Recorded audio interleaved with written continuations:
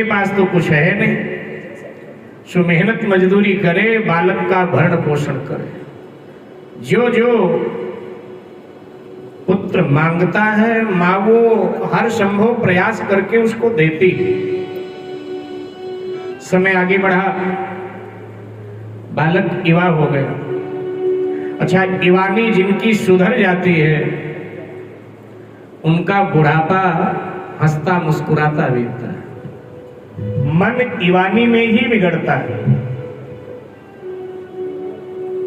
बुढ़ापे में बिगड़ने जैसा कुछ रह ही नहीं जाता है। तो मन जब भी बिगड़ता है तो जवानी में बिगड़ता है। जवानी में जो व्यक्ति मन को साध लेता है ना, समझ लो वो सध गया व्यक्ति। जवानी में ही साधना होता। तो जवानी आई और जवानी आई तो कुसंग मिल गया उसको। जवानी में सत्संग की जरूरत होती। जवानी में अगर सत्संग मिल गया तो मन बिगड़ेगा नहीं। तो जवानी में सत्संग मिला नहीं, जवानी में उसको कुसंग मिल गया और कुसंग मिला तो मन बिगड़ गया, और मन बिगड़ता है तो चरित्र बिगड़ ही जाता है। तो मन बिगड़ा, चरित्र उसका बिगड़ गया। मदिरा पीने लगा, बुरे कर्मों में फंस गया।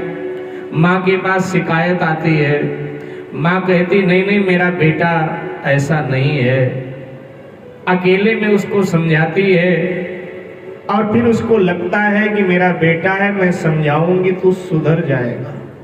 लेकिन सुधरना तो दूर, धीरे धीरे बिगड़ता रहा। आज वो भ्रमण के लिए निकला था, राजमहल के पीछे से रास्ता था तो वहीं से निकल रहा था।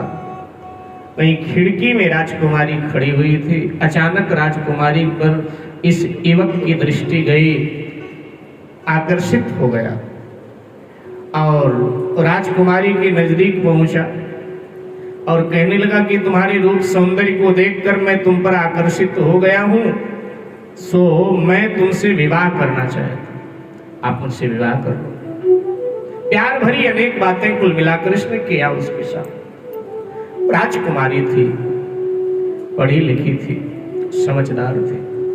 उसने कहा नवयुवक, पहली मुलाकात, तुम्हारे लिए हम अजनबी, हमारे लिए तुम अजनबी, और प्यार का प्रस्ताव, विवाह का प्रस्ताव, बात समझ में नहीं आई। बोला बस आपको देखते ही प्यार का जोर चढ़ गया और बस तुम हमारी बन जाओ, मुझे अपनी बना लो। लेकिन कौन कौन है परिवार में तुम्हारे? तो कहा कोई नहीं, इकलौती माँ है और कोई नहीं। उसने कहा माँ को प्यार नहीं करते हो क्या? तो कहा नहीं, माँ को प्यार करते थे लेकिन तुमको देखा तो तुमसे प्यार हो गया, माँ से प्यार खत्म हो गया। उसने कहा ये प्यार कैसा जो एक दूसरे को देखे और जिससे प्यार हो उससे प्यार खत्म हो गया। मन में सोचा उसने, अच्छा माँ से प्यार नहीं रहा, हाँ, ये सत्य कहते हो, तो ऐसे मैं तो विवाह नहीं करूंगी तुमसे, तुम्हें एक परीक्षा से गुजरना पड़ेगा। अगर सचमुच में मुझसे प्यार करते हो तो अपनी माँ का कलेजा निकाल कर ले आओ, तो मैं मानूंगी कि तुम मुझसे प्यार करते हो। बोला अभी लाया और ये उल्टे पांव घर की ओर दौड़ लगाई। माँ रोटी बना रही थी, देखा कि सुबह का निकला, दोपहर में आया, भूखा होगा। बेटा आओ आओ, बैठ बैठ बैठ, भोजन कर ले, गरम गरम रोटी है, भोजन कर ले। ये कहना था, तब तक उसने माँ के पेट में खंजर उतार दिया, कलेजा बाहर आ गया। माँ का कलेजा उठाकर और ये दौड़ा राजकुमारी की ओर।